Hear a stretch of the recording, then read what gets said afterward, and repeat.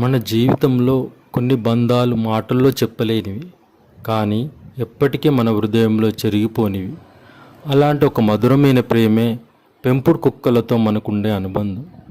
రోజు మనతో ఆడుకుంటూ మన బాధల్లో తోడుగా నిలిచే ఆ చిన్న ఫ్యామిలీ మెంబర్స్, వాళ్ళతో గడిపిన ప్రతి క్షణం ఒక అందమైన జ్ఞాపకం అవుతుంది.